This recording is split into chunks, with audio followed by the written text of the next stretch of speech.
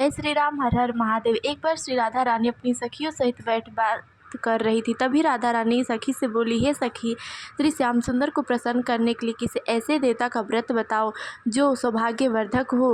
तो श्री राधा रानी की उन सखियों में से एक चंद्रनना नामक सखी अपने हृदय में कुछ क्षण विचार करते हुए बोली, हे राधे, सौभाग्यदायक वह श्री श्याम सुंदर को प्रसन्न करने का एक उत्तम व्रत है, वह है तुलसी माता की सेवा।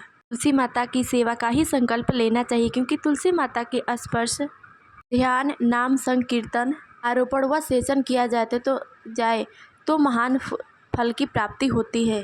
हे राधे, जो भी भक्त तुलसी माता की प्रतिदिन 9 प्रकार से भक्ति करते हैं तो वे सहस्त्र युगों तक अपने सुकृत फलों का उत्तम फल प्राप्त करते हैं।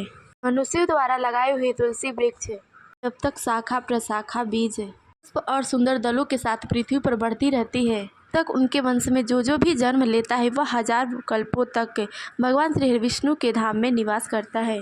जो तुलसी मंजरी सिर पर रखकर प्राण त्याग करता है वह सैकड़ों पापों से मुक्त हो जाता है तथा यमराज उनकी तरफ देखते भी नहीं है। इस प्रकार श्री राधा रानी ने अपनी सखी चंद्रनना की बात सुनकर तुलसी माता की सेवा करना प्रारंभ कर दिया। वह श्री राधा रानी ने केतकी वन में 9 हाथ गोलाकार भूमि पर अत्यंत मनोहर व सुंदर तुलसी माता का मंदिर बनवाया। की दीवारें सोने की बनी हुई थी तथा जिसके किनारे किनारे राग मणि लगी हुई थी। सुंदर सुंदर पन्ने हीरे और मोतियों के कोटे से अत्यंत सुशोभित था। के चारों ओर परिक्रमा करने के लिए गली बनाई गई थी। की भूमि चिंतामणि से मंडित थी। तुलसी मंदिर में हरे पत्तों से मध्य के बीच सुशोभित है। इसी की स्थापना करके श्री राधा रानी ने जीत मुहूर्त यानी कि ब्रह्म मुहूर्त में उनकी सेवा प्रारंभ की। रानी ने अश्विनी शुक्ल पूर्णिमा से लेकर चैत्र पूर्णिमा तक तुलसी सेवन का अनुष्ठान किया। व्रत आरंभ करने के पश्चात ही मास पृथक पृथक रस से तुलसी माता को सींचा।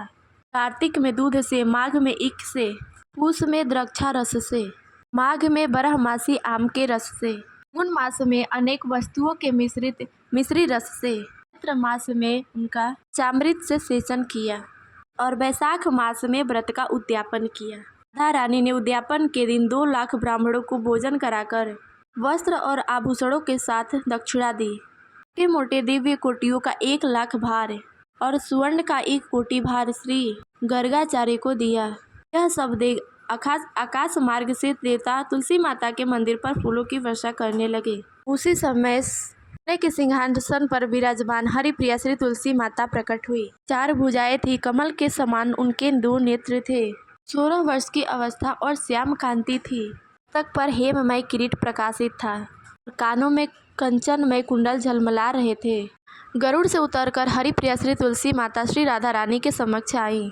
तब तुलसी माता बोली, हे कलावती राधे, मैं तुम्हारी भक्ति से प्रसन्न हूँ। यहाँ इंद्रिय, मन, बुद्धि और चित्त द्वारा जो भी मनोरथ तुमने किया है वह सब तुम्हारे सम्मुख सफल हो। इस प्रकार श्री राधा रानी ने माता तुलसी जी को प्रणाम करते हुए बोली, हे देवी, गोविंद के चरणों में सर्वथा निश्चल प्रेम व भक्ति हमेशा बनी रहे।